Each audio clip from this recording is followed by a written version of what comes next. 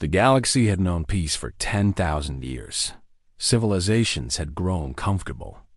They had built great cities on peaceful worlds. They had created art and music and literature. They had forgotten what it meant to fight for survival. Then the Vrakther came. Nobody knew where they came from. Some said they crawled out from the dark spaces between galaxies. Others believed they had always existed, sleeping in the cold void until hunger woke them. But everyone agreed on one thing. The Vrakther were death itself. They stood 3 meters tall. Their bodies were covered in black scales harder than any known metal. 6 limbs gave them terrible speed and strength. Their eyes glowed red like dying stars. Their mouths held rows of teeth that could bite through starship armor. They did not negotiate. They did not take prisoners. They did not show mercy. The Vrakther wanted only one thing. They wanted to feed. The Telvari were the first to fall. They were a peaceful species, blue-skinned and gentle. They had never known war. Their entire civilization was based on philosophy and meditation. When the Vrakther ships appeared in their sky, the Telvari tried to communicate. They sent messages of peace and friendship. The Vrakther responded by burning their cities to ash. 3 billion Telvari died in a single night. The Galactic Council called an emergency meeting. Representatives from 100 different species gathered on the station called Unity. They argued and debated. They pointed fingers and blamed each other. Finally, they agreed to form a combined military force. Admiral Zendos of the Korathi led the fleet. The Korathi were considered the greatest warriors in known space. They had won every war they had ever fought. Their ships were the most advanced. Their soldiers were the most disciplined. Admiral Zendos promised the Council that he would destroy the Vrakther threat. The Battle of Meridian proved him wrong. 40,000 warships faced the Vrakther Armada. The battle lasted 17 minutes. When it was over, 38,000 Allied ships were destroyed. Admiral Zendos died when a Vrakther boarding party tore through his flagship. The survivors fled in every direction, screaming warnings across every communication channel. The Vrakther could not be stopped. Over the next 5 years, 17 civilizations fell. Entire species were wiped from existence. The Vrakther seemed to grow stronger with each victory. Their numbers increased. Their ships multiplied. Some scientists theorized that they consumed their victims to reproduce. Others said they simply enjoyed the slaughter. The Galactic Council fell apart. Member species abandoned Unity and fled to the edges of known space. They hoped distance would protect them. It did not. The Vrakther followed.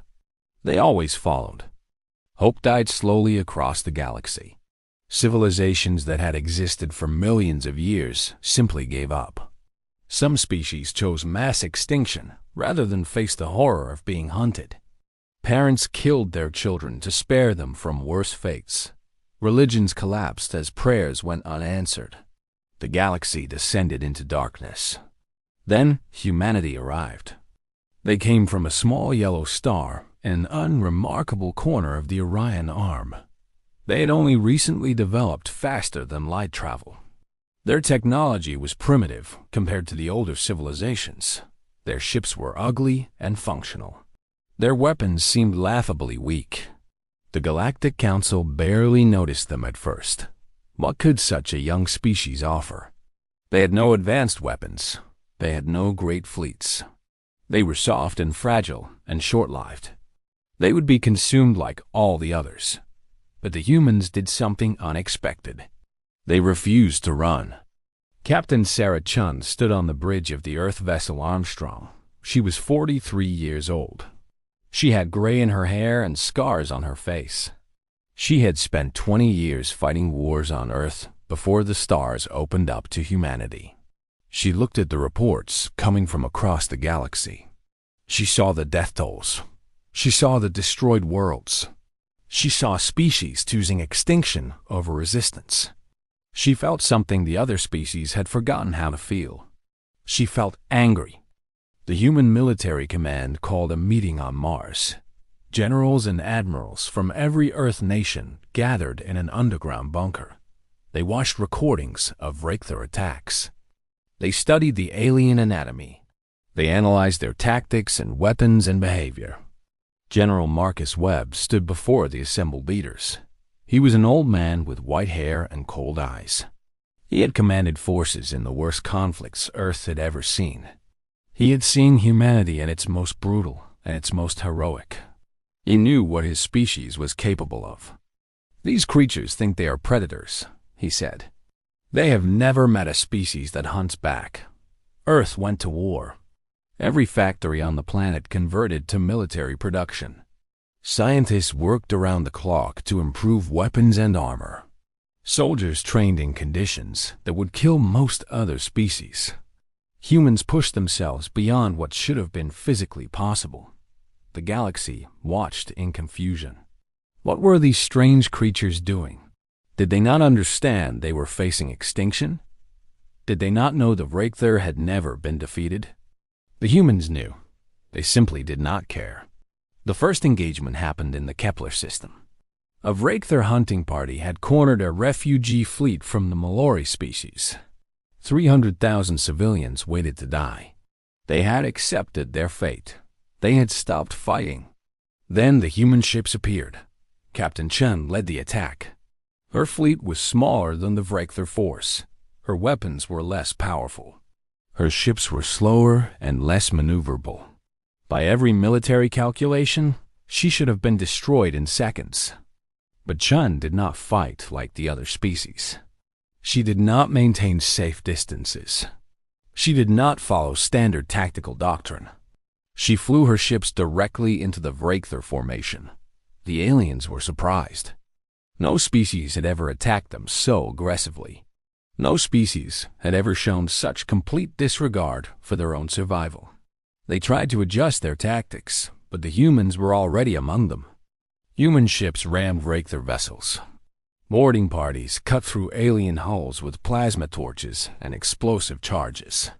Marines in heavy armor fought the monsters hand-to-hand in narrow corridors. They died by the hundreds, but they kept fighting. Chen personally led a boarding action against the Reikther command ship. She and her team fought through decks filled with horrors. They lost soldiers at every turn. Chen took a wound that should have killed her. She kept fighting. She always kept fighting. When she finally reached the bridge, only 3 members of her team remained alive. The Reikther commander was waiting for them. It was the largest of its kind. It had killed more beings than any other living creature in the galaxy. The battle lasted 11 minutes. Chen lost 2 more soldiers. She suffered 3 broken ribs, a shattered arm, and a wound that would leave her blind in one eye. But when the fighting stopped, she was still standing. The Reikther commander was not. The refugee fleet escaped. 300,000 lives were saved. The humans had won their first battle against the galactic predators. News of the victory spread across the galaxy. At first, nobody believed it. The reports had to be wrong. No species defeated the Reikther, but more reports followed. Then more. The humans were not just winning. They were hunting. General Webb had developed a new strategy. The humans would not wait for the Reikther to attack. They would track them across space. They would follow them into the darkest corners of the galaxy. They would become the predators. The Reikther did not understand. For the first time in their existence, they felt something strange. They felt fear. The humans fought differently than any species the Reikther had encountered. Other species fought to survive. Humans fought to win.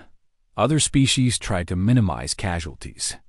Humans sacrificed themselves without hesitation if it meant victory. Other species valued their individual lives. Humans valued their pack. A wounded human soldier would detonate a grenade rather than be captured. A dying pilot would aim their ship at an enemy vessel for one final attack. A defeated unit would radio their position and call for bombardment on themselves rather than retreat. The Reikther could not adapt to an enemy that was not afraid to die. The war lasted 3 years. Every battle was bloody and terrible. Humanity suffered losses that would have broken any other species. Millions died fighting.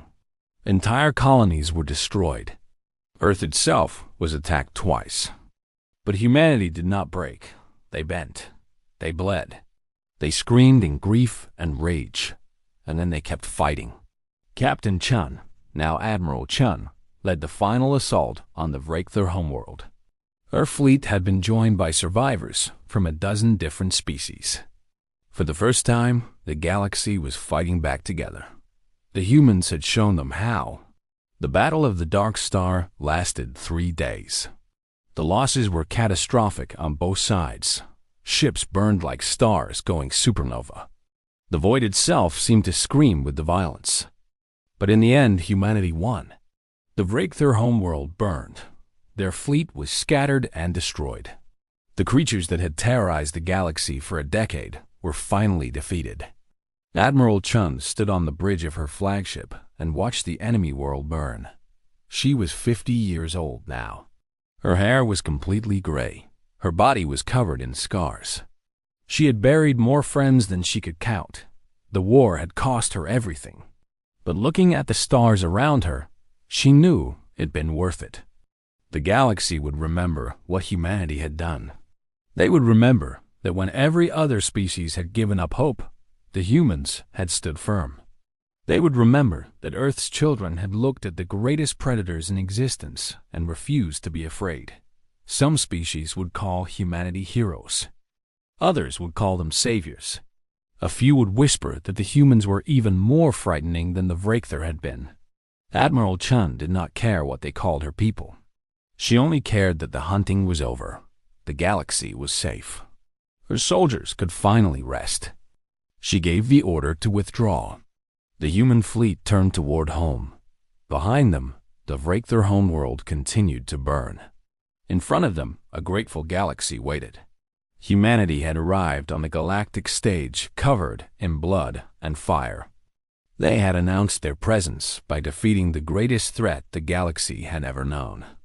They had proved that courage and determination could overcome any enemy. The other species would never forget. They would tell stories of the humans for 10,000 years. They would remember the small creatures from the small planet who had looked at the darkness and said no. Nothing could stop the galactic predators. Nothing except humanity.